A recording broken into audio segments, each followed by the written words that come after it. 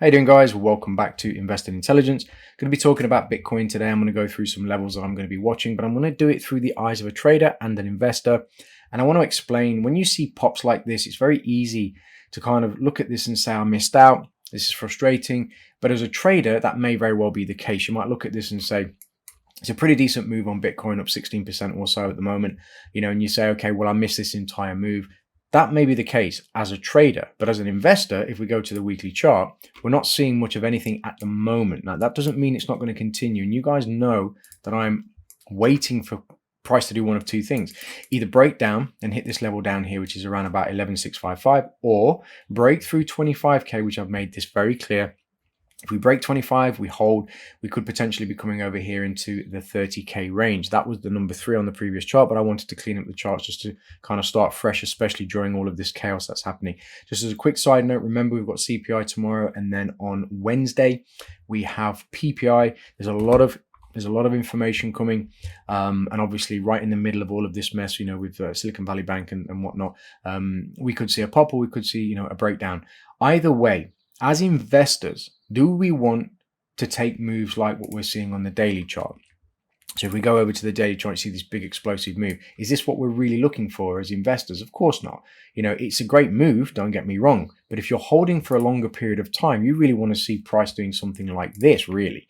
You want to see a big, strong move, however that looks, whether it goes up and then it breaks down, goes up, whatever that looks like in terms of structure, that's what you want to see. You just want to see a big move to the upside and a multi-year bull run.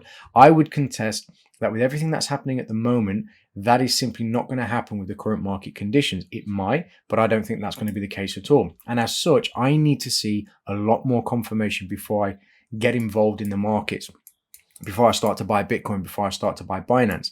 I'm looking for a spot to accumulate Bitcoin, but I just don't want to do it here because there's always that fear with everything that's happening at the moment. We could very well just see a really nasty breakdown, and I don't want to be sat in that.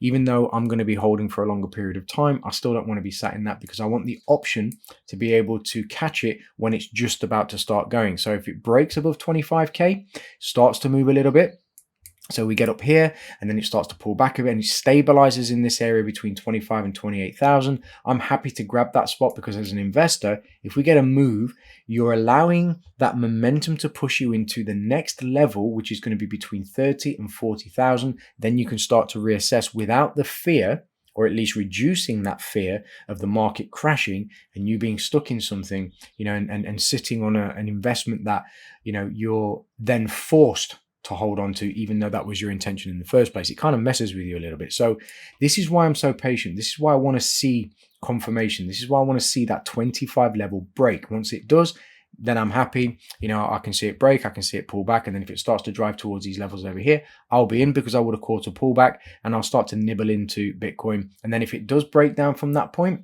then we've got our answer. But at least that way we've given Bitcoin every possible opportunity to give us the best possible entry using the best possible metrics. Now, there is also another argument to be made, and I'll just quickly mention this before we wrap up today's video, that grabbing Bitcoin down here at these levels, means that you are purchasing Bitcoin at a cheaper price. Obviously, you're getting more, bang for your buck. And that's great. But the risk of that happening in terms of the crash and, price going to the downside for me is a little bit too great for me to warrant buying at this level. This is why I'm personally just taking a step back and I'm just being cautious and patient. Now, that doesn't mean you should be doing the same. These are just my opinions, and I'd like to think that through the time that I've spent online going over my analysis and talking about some of the things that I talk about, that the analysis is on point. Doesn't mean it always is, but, I'm pretty accurate with the analysis that I do. But again, it depends whether you're looking through the eyes of a trader or whether you're looking through the eyes of an investor. Bear that in mind.